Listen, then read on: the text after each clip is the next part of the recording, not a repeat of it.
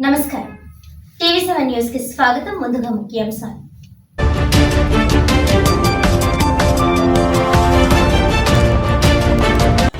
కాకినాడలో ఘనంగా McLaren high school 10వ తరగతి 1991 బ్యాచ్ పూర్వ విద్యార్థుల ఆత్మీయ కలయిక. బాల్య స్నేహితుల కలయిక నేటి తరం పిల్లలకు మార్గదర్శకమన్న పూర్వ విద్యార్థి మరియు ముఖ్య అతిథి వెల్తోరా groups UAE director, international ambassador, సినీ నిర్మాత డాక్టర్ గోపీచంద్ వల్లభనేని.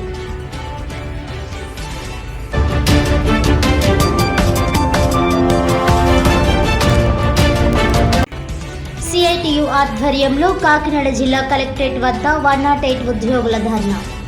108 వ్యవస్థను నేరుగా ప్రభుత్వమే నిర్వహించి సిబ్బందిని రెగ్యులర్ చేయాలని డిమాండ్.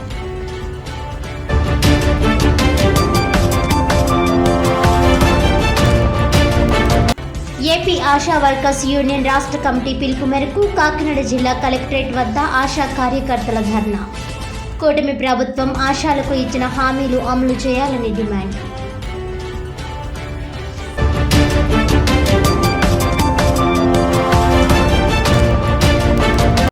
డీటెయిల్స్ చూస్తే కాకినాడ మెక్లరిన్ హై స్కూల్ 10వ తరగతి 1991 బ్యాచ్ పూర్వ విద్యార్థుల ఆత్మీయ కలయిక స్థానిక కాస్మోపాలిటన్ క్లబ్లో ఆదివారం ఘనంగా జరిగింది. ఈ కార్యక్రమానికి ముఖ్య అతిథిగా డైరెక్టర్ ఆఫ్ వెల్తోరా గ్రూప్స్ యుఏఈ సినీ నిర్మాత, international ambassador doctor Gopichand Vallabhaneni హాజరై సుదూర ప్రాంతాల నుంచి విచ్చేసిన మెక్లరిన్ స్కూల్లో 1991లో ఎస్ఎస్సి చదువుకున్న విద్యార్థులను కలుసుకొని తమ చిన్ననాటి అనుభూతులను పంచుకొని మధుర స్మృతులను గుర్తు చేసుకున్నారు. ఈ సందర్భంగా ఆయన మాట్లాడుతూ, చిన్ననాటి విద్యార్థుల స్నేహితుల కలయిక నేటి తరం పిల్లలకు మార్గదర్శకంగా ఉంటుందని, ఇటువంటి ఆత్మీయ సమ్మేళనం ద్వారా వర్ణించలేని మధురానుభూతితో పాటు తమ చిన్నారులు స్ఫూర్తి పొంది మంచి భవిష్యత్తు కోసం లక్ష్యాలను నిర్దేశించుకునేందుకు దోహదపడతాయని అన్నారు. అనంతరం కుటుంబ సభ్యులు, చిన్నారులు నిర్వహించిన సాంస్కృతిక కార్యక్రమాలతో అందరూ ఆనందంగా ఉల్లాసంగా గడిపారు. అనంతరం ఉన్నత స్థితికి చేరుకున్న తమ చిన్ననాటి స్నేహితుడు డాక్టర్ గోపీచంద్ వల్లభనేనిని ఘనంగా సన్మానించారు. ఈ కార్యక్రమంలో ఎంకేఎం చిష్టి, చిక్కం శ్రీనివాస్, అమర్నాథ్, ఆదినారాయణ, సత్యనారాయణ, గిడ్డి, రత్నకుమార్, సుభాషిణి, జయసుధ, శ్రీదేవి, రాణి, మోక్షాదేవి తదితరులు పాల్గొన్నారు.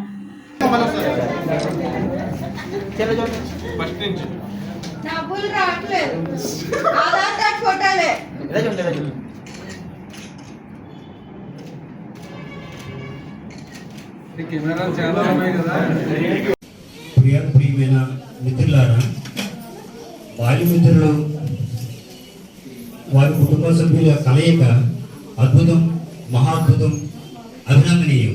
అవునా కాదా? అద్భుతం, మహా అద్భుతం, అభినందనీయం. కాకినాడ మెక్లరిన్ హై స్కూల్లో 6వ తరగతి నుంచి 10వ తరగతి వరకు చదువుకొని 1991 10th క్లాస్ బ్యాచ్ అయినటువంటి పూర్వపు విద్యార్థుల ఆత్మీయ సమ్మేళనానికి ఇచ్చేసినటువంటి నా తోటి విద్యార్థులకు మరి వారి యొక్క కుటుంబ సభ్యులకు నా హృదయపూర్వక ఆహ్వానము మరియు నా ధన్యవాదాలు తెలియజేస్తున్నాను. అందరూ కష్టాలు కొట్టండి.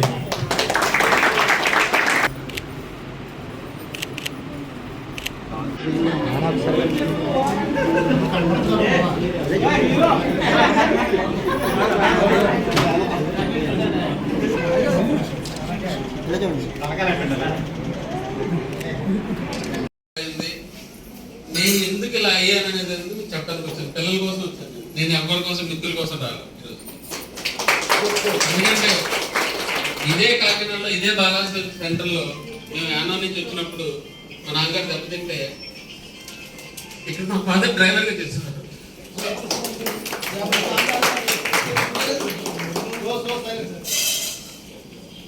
నాకు ఒక అంకుల్ ఉండేవారు, ఆయన ఉన్నారు ఇప్పటికి, పంగోలు శ్యామలరావు గారు. వాళ్ళ కుటుంబం చాలా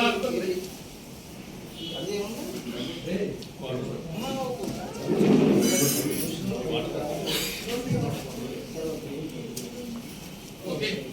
సో నేను మా ఫాదర్ డ్రింక్ చేసేవారు, మా ఫాదర్ కిడ్నీ తినేవారు, మా ఫాదర్ స్మోక్ చేసేవారు. మా చాలా పెద్ద ఫ్యామిలీ.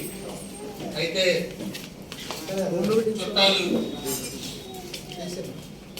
ఏ పెళ్లికి వెళ్ళినా, ఏ ఫంక్షన్కి వెళ్ళినా ఏమన్నారంటే, ఎరా నాన్న తాగుతున్నాడా, ఎరా నాన్న సిగరెట్లు కాల్చుతున్నాడా, ఎరా మీ నాన్న ఆస్తి తగిలేసాడా, నీకన్నా మిగిల్చాడా, ఏ క్వశ్చన్లు వచ్చేవారు.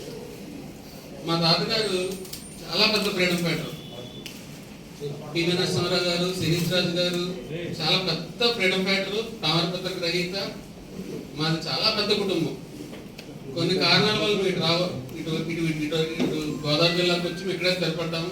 ఈ రోజుకి నా మిత్రులు, నా చుట్టాలైనా ఇక్కడ ఉన్నారు, అందరూ నేను చుట్టాలతో ఎవరితో మాట్లాడినాం. సో ఏంటంటే పిల్లలు నేర్చుకోవాల్సింది ఏంటంటే జీవితంలో లక్ష్యాన్ని పెట్టుకోవాలి, కసి పెంచుకోవాలి. మన తల్లిదండ్రుల్ని అన్న విషయాల్ని మనలో కసి పెరగాలి. నా చుట్టాలు ఇలా అన్నారే, నన్ను నా ఫ్రెండ్స్ ఇలా అన్నారే, మా నాన్న ఫ్రెండ్స్ ఇలా అన్నారే, మా అమ్మ ఫ్రెండ్స్ ఇలా అన్నారే, మనం ఎదగాలి. మనిషిలో పోవర్టీ, పేదరికం పోవడానికి ఒక జనరేషన్ సాక్రిఫైస్ చేయాలి. నేను మన మిత్రులందరికీ చెప్తున్నాను, మన జనరేషన్ సాక్రిఫైస్ చేస్తేనే మన పిల్లలు బాగా తయారవుతారు. మన పిల్లల పోవర్టీకి మారడానికి మెయిన్ కారణం చదువు.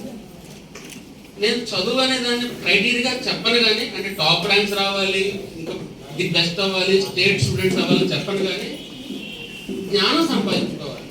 బతకడం ఎలాగో, దీన్ని ముందుకెలా తీసుకెళ్ళాలి, దీనివల్ల మనం 10 మందికి ఎలా ఉపయోగపడాలని నేర్చుకోవాలి.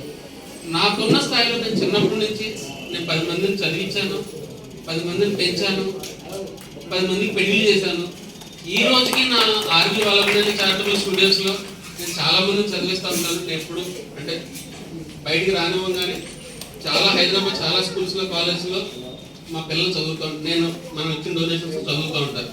నేను తెలంగాణలో 3 విలేజ్ని అడాప్ట్ చేసుకున్నాను. నేను 3 విలేజ్ అడాప్ట్ చేసుకుంది. ఎస్పెషల్లీ షెడ్యూల్డ్ ట్రైబ్ అంటే బాగా వెనకబడిన లంబాడి తండాలు మనం అడాప్ట్ చేసుకున్నాం. అక్కడ మనం శిక్షణ తరగతులు ఇస్తున్నాం, స్కిల్ డెవలప్మెంట్ ఇస్తున్నాం, డబ్బులు ఇస్తున్నాం. వాళ్ళు చేసిన సస్టైనబుల్ ప్రాజెక్ట్స్ని మనం అమ్మి మళ్ళీ అదే డబ్బుల్ని వాళ్ళకి ఇచ్చి ఆ విలేజ్ డెవలప్ అవడానికి మనం ఉపయోగపడుతున్నాం, దోహదపడుతున్నాం. చాలా మందిలో మార్పు తేవడానికి మనం ప్రయత్నిస్తున్నాం. ఇదంతా నాకు ఎలా వచ్చిందంటే, నాకు ఎవరు నేర్పించాలి, కాకినాడ నేర్పించింది. నాకు ఒక ప్రముఖ పారిశ్రామికవేత్త నన్ను చేసిన అవమానం, కాకినాడలో నా కులస్తుడైన ప్రముఖ పారిశ్రామికవేత్త నాకు చేసిన అవమానం, ఘోర అవమానం. ఒక ప్రముఖమైన బ్యాంకులో నేను చిన్న ఎన్ఎంఆర్గా చేసేవాడిని. చేస్తే నేను కృష్ణా జిల్లా కంపౌండర్ అని చెప్పేసి నన్ను పర్మినెంట్ చేయకుండా నా మీద 2,500 రూపాయలు చెక్కు దొంగతనం చేశాను, గెంటేసి నా బ్యాంక్ యాజమాన్యం. నాకు ఉద్యోగం ఇవ్వడానికి మా డబ్బుల మీద ఐఏఎస్ అయిన నా మేనమామ, ఆయన కోర్టు కమిషనర్ ఉన్నాడు అప్పట్లో ఇక్కడ కాకినాడకి, మొత్తం ఆంధ్ర కోర్టు కమిషనర్. ఆయన నాకు జాబ్ ఇవ్వకపోవటం నేను ఈరోజు ఈ స్థాయిలో ఉన్నాను. వీళ్ళందరూ చేసిన అవమానాలు నేను ఈ స్థాయిలో ఉన్నాను. సో క్రైసిస్ని మంచిగా మలుచుకోండి. కష్టం వచ్చింది కదా అని కుంగిపోవద్దు. ఎవడో హెల్ప్ చేస్తాడు, ఆడెవడో చేస్తాడు, ఈడెవడో చేస్తాడు అనుకోవాలి. మనకు లక్ష్యాలు ఉండాలి, మనం ముందుకెళ్ళాలి. డబ్బే కాదు, బుర్ర కూడా పనిచేస్తుంది. నాకు డబ్బు ఉండి నేనేం బయటకు రాలి.